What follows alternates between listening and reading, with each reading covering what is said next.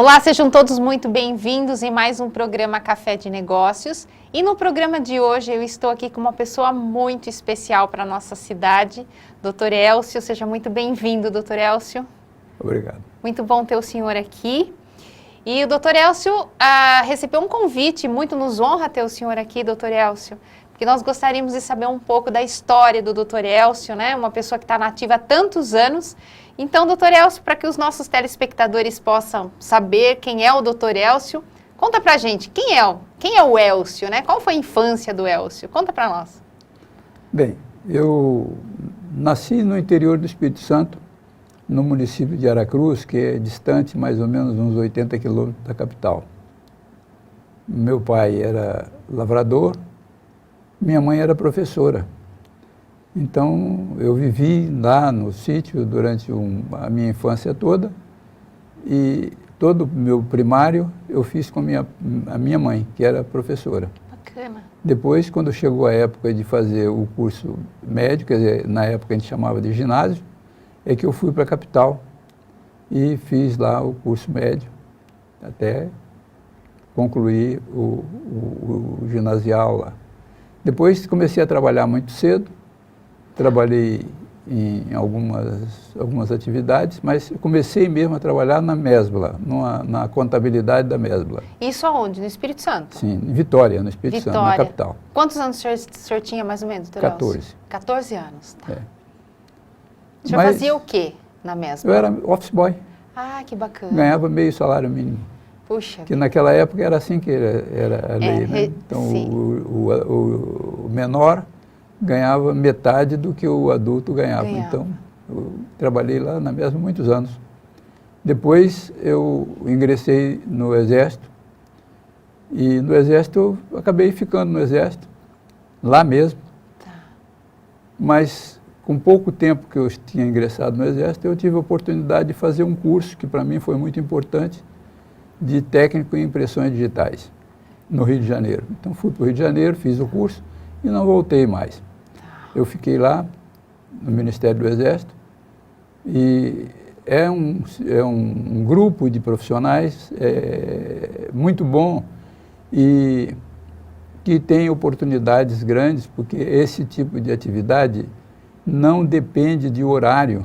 Tá. Então, quem tinha esse trabalho, vamos dizer assim, tá, tinha liberdade para fazer outras coisas. Então, de lá, desse grupo, saíam muitos profissionais liberais, muitos advogados, muitos dentistas, muitos médicos, etc. O que se aprende num curso de impressões digitais?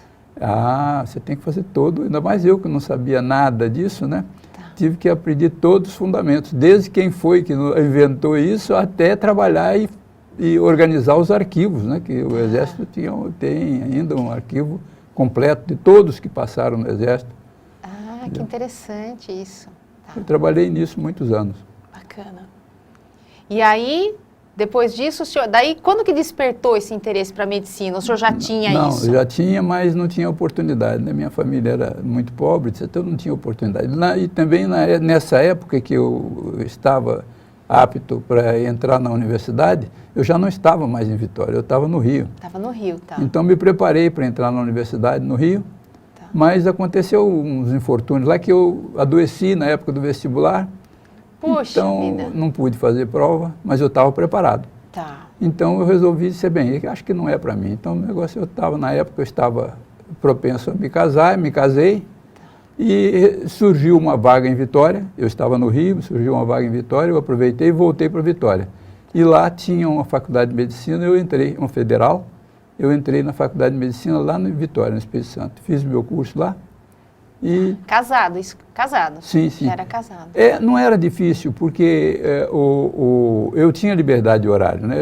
Eu tinha que apresentar meu serviço. Meu serviço não dependia da unidade. Ah, entendi. Meu serviço não dependia de horário. Eu não tinha que responder o horário. Eu tinha que dar conta do meu serviço. Do resultado. É como hoje as pessoas às vezes fazem serviço em casa, né? O famoso home office, né? Então, eu tinha que fazer o meu serviço. Desde que eu tivesse feito o meu serviço e meu chefe no Rio não reclamasse que o serviço estava atrasado, eu tinha liberdade de horário. Tinha a minha presença na unidade, no quartel, para fins de vencimento e disciplina, mas de trabalho eu era subordinado ao Rio. Ok. E aí o senhor entrou na faculdade. Como é que foi essa entrada na faculdade? Fiz vestibular, igual a todo mundo. Todo né? mundo? Difícil, doutor Elcio? Olha, não foi difícil, eu tinha me preparado no Rio, né? Então para mim não foi difícil. Aliás, quando eu fui para lá, até no lugar que eu estava, eu organizei um grupo que queria entrar na faculdade para eu não estudar sozinho. Eu não gostei de estudar sozinho. Então, que bacana. Eu juntei uma meia dúzia e nós, depois do expediente, nós ficávamos na próprio quartel estudando. Tá. E, felizmente, todos eles entraram na faculdade. Ah, aqui, todos fizeram medicina? Não. Não, porque só eu tinha essa liberdade de horário. Ah, de horário, porque a faculdade é integral, né? Então, tá eles certo. fizeram odontologia, porque eles podiam fazer no período da noite. Da noite, tá. E eu fiz medicina. Tá. Então, nós fomos bem, não tivemos problema. E, doutor Elcio, nessa sua entrada na faculdade, eu acabei lendo aí num jornalzinho que o senhor não me contou, que o senhor recebe, né? O senhor recebeu um título do presidente da República na época, Juscelino Kubitschek, que ele, né, o senhor teve a maior nota, não é, do estado, da região, foi isso? Eu acho que é porque eu estava tranquilo, então eu fiz a prova com serenidade. Ah, mas o senhor é muito modesto, né? E eu consegui uma nota alta dentro das federais, então eu recebi essa... Mas esse, para mim, foi muito importante, porque com essa notificação, a própria unidade fez uma solenidade para me dar parabéns, etc. Eu disse, bem, a minha parte eu fiz, agora eu preciso que vocês colaborem para eu poder fazer o curso, né? Que bacana. Então, os próprios colegas, inclusive, me colaboraram muito comigo. Eu tinha que tirar alguns plantões, mas quando os plantões eram em meio de semana, quem estava no domingo tirava para mim e eu fazia domingo para ele durante 5 anos. No 6º ano eles me dispensaram de vez e eu fiquei só na faculdade. Só na faculdade. É. E o senhor sempre teve essa inclinação para a área da ginecologia ou não, doutor? Não, eu queria fazer psiquiatria. Verdade. Eu já tinha lido os clássicos praticamente antes de entrar na universidade, mas quando eu entrei na universidade, que eu fui visitar um hospital psiquiátrico e vi pessoas muito rebaixadas, né, sem condições até de usar roupas, Sim. Eu achei que aquilo não era para mim. Okay. Então eu não tinha...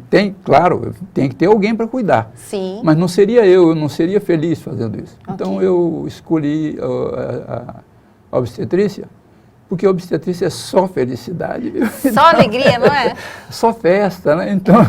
É mais fácil. Mas não foi só por isso, é porque eu também tive um professor que foi muito meu amigo e me ensinou a operar, me ensinou a fazer partos, me ensinou tudo. Um professor muito bom, que, aliás, foi uma perda grande, que logo que eu acabei o curso também ele morreu de infarto, tudo foi uma perda grande, era muito meu amigo, e eu acabei entrando na área da ginecologia e obstetrícia, fui para o Rio, fiquei, né, isso eu estava em Vitória, me formei em Vitória.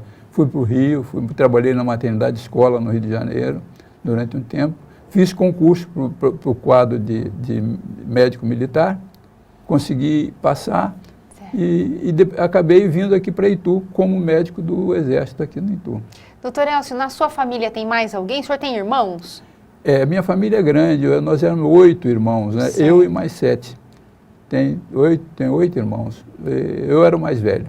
Os outros foram para a área da medicina ou não? Não, nenhum foi para a área da medicina. Hoje eu tenho sobrinhos que são médicos, mas naquela época meus irmãos não. Eles se enveredaram, fez veterinária, outros foram comerciantes, etc. Tudo, mas todos se deram muito bem.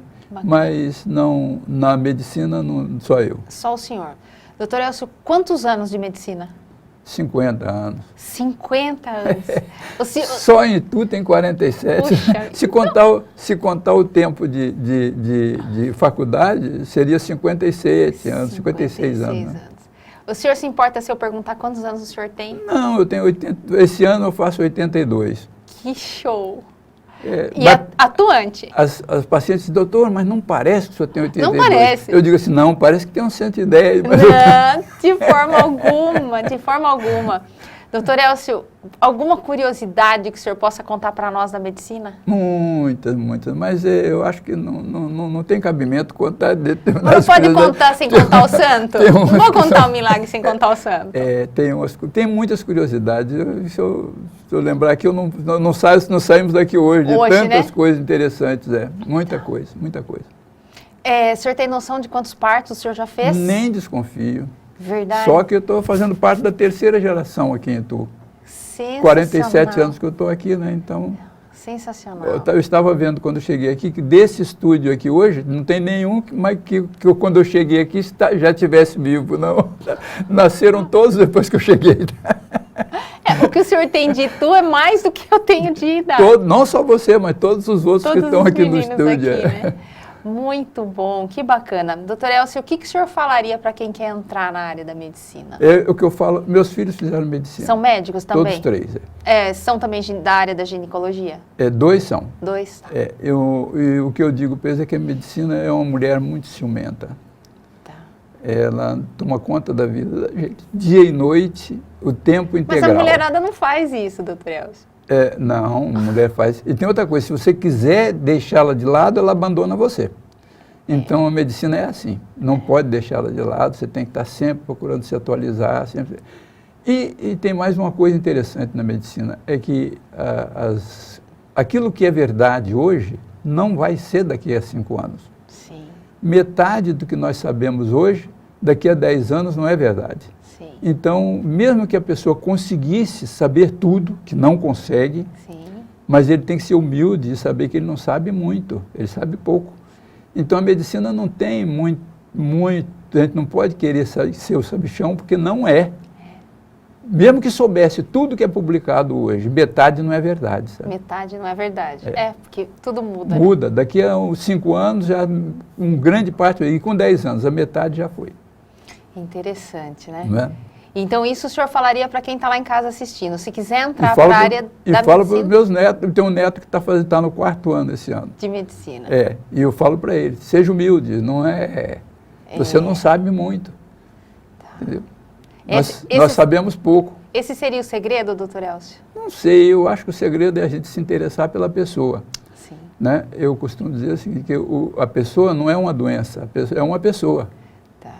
Na verdade, uma pessoa, exatamente. Tem uma história ali, A gente não trata a doença, trata o doente. O doente, exatamente isso. Então, eu acho que esse aqui é o importante. Doutor Elcio, olha, o senhor me enrolou, mas não contou as curiosidades da medicina. Mas, no próximo bloco, você que está aí nos assistindo, você aguarda, porque eu prometo para você que pelo menos uma, doutor Elcio vai contar para a gente. Não saia daí.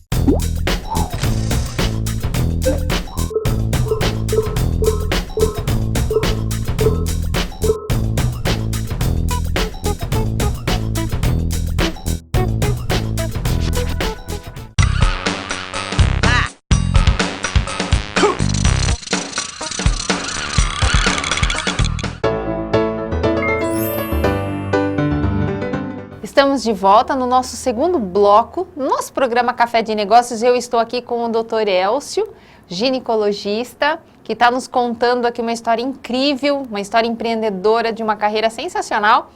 E ele ficou, de me contar algumas curiosidades da área da medicina. Dr. Elcio vai me contar agora, conta pra gente. Uma curiosidade, pelo menos, Dr. Elcio.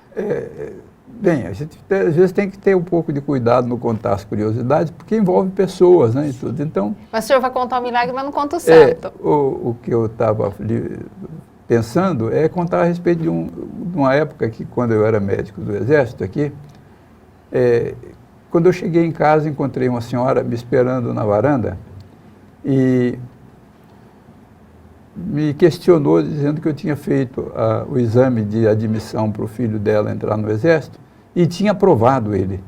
Tá. E ele não poderia servir o exército na concepção dela, ele tinha que ser dispensado. E eu disse, tá bem, mas o que ele tem? Ele não come nenhuma comida que outra pessoa faça, ele só come a comida que eu faço, a mãe dele falou. Eu disse, minha filha, como é que eu vou fazer? Isso não é doença. Aliás, ele precisa se ver livre da senhora, porque ele não vai ter a senhora toda a vida para fazer comida para ele. E ele foi. E na primeira semana que ele passou lá, eu fiquei vigiando, assim, como é que esse cara vai fazer, né?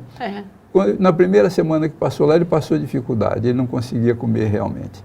Mas na segunda semana, depois de fazer ginástica e ir para o restaurante, para o rancho, ele comia tudo, passava até o pão na bandeja lá para comer, de tanta fome que ele tinha, coitado. Ele não teve problema nenhum, não tinha nada, não.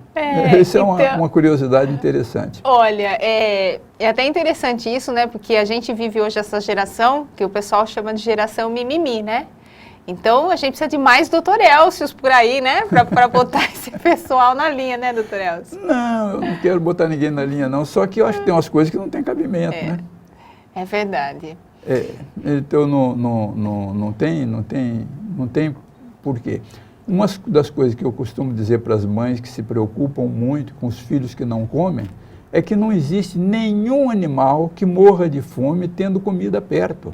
Tá. Então, por que a mãe tem que empurrar comida pela goela abaixo das criancinhas? Não, deixa as crianças comerem de acordo com a fome que tenha. Certo. Não é verdade? É verdade. Até as melhores coisas da vida, se for obrigado, não presta. Pois é. Não é verdade? Não tenha dúvida. Então não precisa se preocupar com obrigar as crianças a comer, porque isso não dá certo. Muito bem. Doutor Elcio, e partos, vamos falar um pouco aqui, quantos partos o senhor tem ideia que já tenha feito de gêmeos, trigêmeos? Olha, ou não é comum? Os gêmeos são mais comuns. Não tão comuns, mas são mais frequentes. Agora, trigêmeos são raros. Embora hoje, com o problema da inseminação artificial, quer dizer, dos bebês de proveta, existe uma incidência maior de trigêmeos. Mas não é tanto também, não. É pouco, não é frequente. Eu acho que eu tive só umas 2 pacientes que tiveram gravidez de trigêmeos durante esses 47 anos que eu trabalho em Itu. Puxa vida. Tá. Mas não é frequente. Não é frequente? Não é frequente, não. Ok. Doutor Elcio, conte para nós, então, um pouco sobre essa questão, hoje em dia, do parto normal e da cesárea. A gente vê muitas pessoas que escolhem a data, a lua, o signo, né, o mês. Qual que é a opinião do senhor, né, enquanto médico, já um médico muito experiente, né, que já viveu milhares de experiências, qual que é o seu posicionamento em relação a isso? Olha, é saudável, não é? Tem que ter cuidado com isso, né? Tem que ter muito cuidado. Eu não sou contra a mulher escolher o tipo de parto que ela quer ter, mas ela deve escolher com serenidade, não deve se influenciar muito pelo que as comadres falam, etc. Ela deve se informar melhor, qual o melhor tipo de parto para ela. Hoje existe um movimento, praticamente, para que todos os partos sejam cesarianos. Isso não é bom. Aliás, eu acho que eu abrir a barriga de uma pessoa sem necessidade é uma violência que não teria justificativa. Então, se o parto puder ser normal, não estou só contra a cesárea. Eu acho que a cesárea é importante e ela salva vidas. Certo. Mas se ela for necessária, na verdade. Agora, operar quem não precisa, eu não acho que isso seja sério. Mas tem pessoas, chega a mulher às vezes, que diz que ela não tem condição emocional para passar pelo parto normal. Eu respeito, eu acho que ela tem o direito de escolha. Mas não deixa para escolher isso na hora do parto. A hora do parto é má conselheira. Não é uma hora boa para escolher, tem que escolher antes, combinar com o seu médico, ouvir a opinião do médico que está fazendo o pré-natal, escolher tudo, preparar inclusive uma documentação para levar no hospital a respeito desta escolha, porque o hospital não pode atender a paciente na hora do parto, não é assim. Tá tem entendendo? Toda uma estrutura, uma estrutura, né? Por quê? Porque a cesariana, ela implica em muito maior risco. Isso sobre só a diferença do parto normal e a cesárea. Tá. Quanto a escolher o dia, a hora, o signo do neném nascer, isso é uma coisa que não está certo. Tá. o neném precisa estar maduro para poder nascer. Tá.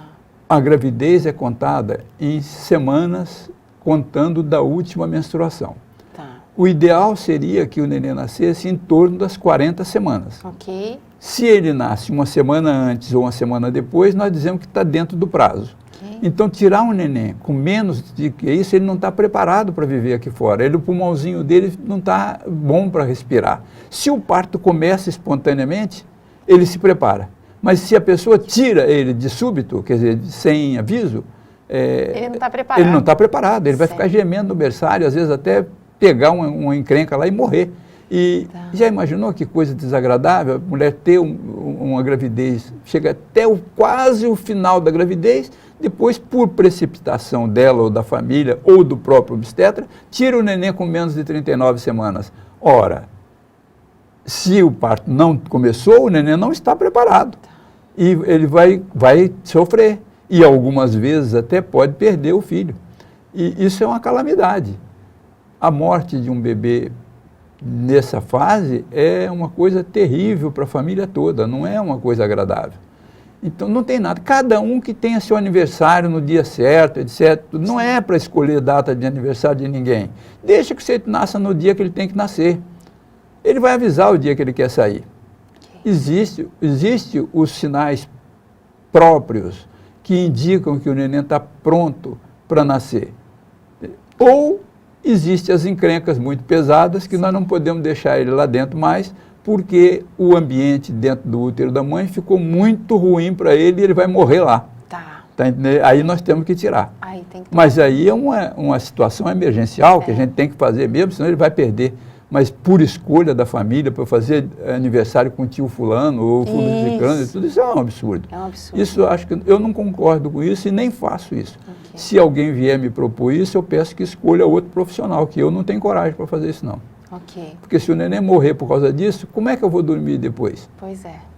Muito bem. Não é verdade? Sem dúvida. Doutor Elcio, qual é a idade ideal da mulher para ela ficar grávida? Olha, o nosso conceito a respeito disso, embora tenha mudado um pouquinho ultimamente, é que a mulher não deve engravidar depois dos 40 anos. Tá. E também nem muito jovem demais.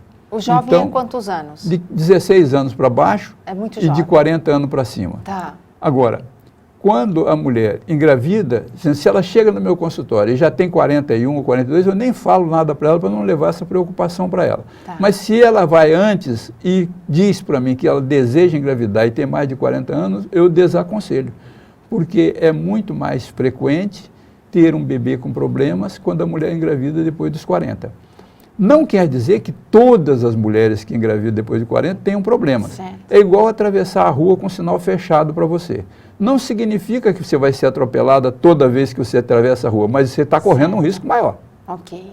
Entendeu? Entendi. É que hoje a carreira da mulher, né, demanda muito tempo dela. E a gente vê que a gravidez hoje, muitas mulheres deixam para ficar grávidas mais Sim, lá na frente. é verdade. A mulher hoje ela foi inserida no mercado de trabalho, quer dizer, ela tem que trabalhar, tem que se preparar para uma carreira profissional, tem que fazer curso, tem que fazer essa coisa toda, então ela posterga o parto, deixa o parto para mais tarde.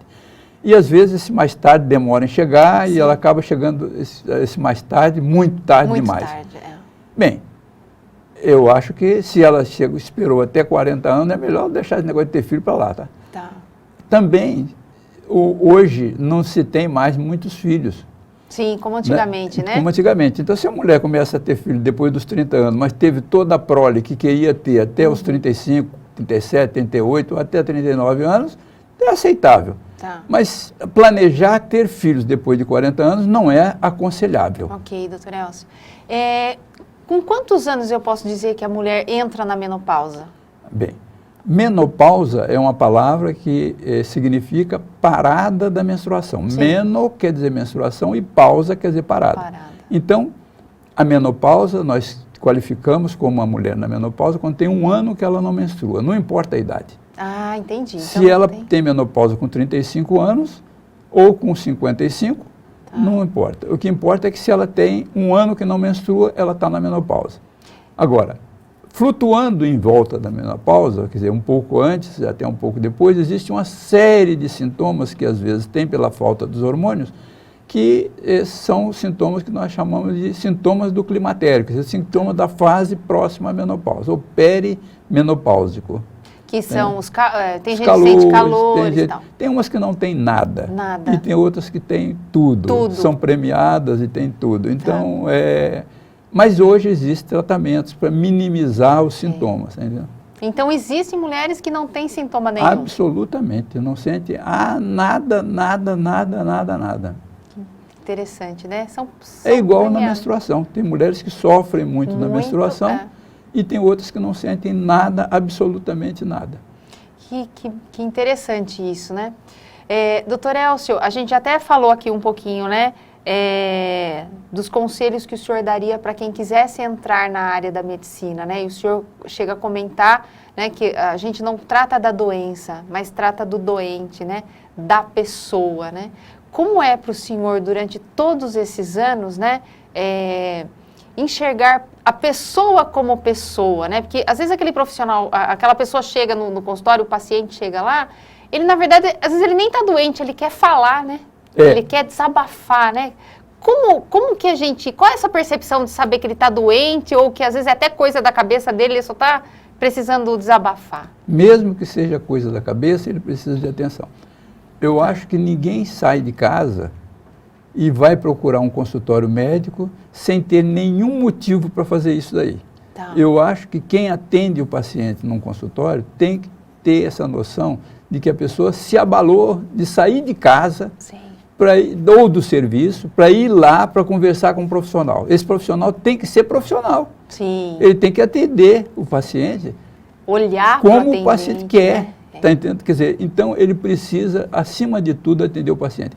Eu costumo dizer que o conversar é mais importante do que o remédio. Muitas vezes a pessoa sai de lá sem receita, sem remédio. Sim. Só precisa de orientação. Certo. Entendeu? Eu acho que é isso, às vezes, que está faltando um pouco. Mas resgatar isso daí no médico é importante. Doutor Elcio, eu passaria aqui horas falando com o senhor, que é assim, sensacional. Ouvir o senhor falar, ouvir a sua história, estar de frente com uma pessoa que, com 82 anos, atuando na área da medicina, realmente é um orgulho para a gente, que é aqui da cidade, e tenho certeza que é um orgulho para a família do senhor. Então, quero, de antemão, agradecer demais a presença do senhor por estar aqui e deixar o senhor um minutinho para o senhor, se o senhor quiser olhar para aquela câmera, agradecer quem o senhor quer agradecer. Muito bem. Obrigado, então. Primeiro, obrigado a você por ter me convidado. Eu gostei de ter vindo aqui conversar com vocês. Eu quero agradecer também a Itu, porque eu cheguei em Itu com a minha família e fui bem recebido, fui prestigiado. Quando eu estava aqui já há 8 anos, eu fui transferido para o Rio de Janeiro e eu gostei tanto de Itu que pedi demissão do Exército. Eu era capitão médico do Exército, pedi demissão para continuar vivendo em Itu e criar meus filhos e ter minha família aqui em Itu. Então, eu tenho por Itu uma história de amor que é muito grande. E meus filhos, todos os 3 filhos que eu tenho, são médicos e vivem aqui comigo, aqui em Itu. Se casaram, têm filhos aqui e tudo. Então, eu quero agradecer ao povo ituano essa coisa boa que deram para mim e para minha família. Muito obrigada, doutor Elcio. O senhor é um presente para nós, né? Nós que temos que agradecer ao senhor, porque o senhor é um presente para a nossa cidade. Muito obrigada. Obrigado. Quero agradecer que você que ficou até agora conosco, eu tenho certeza que se inspirou na história aqui de doutor Elcio. Um abraço, espero você no próximo programa. Tchau, tchau.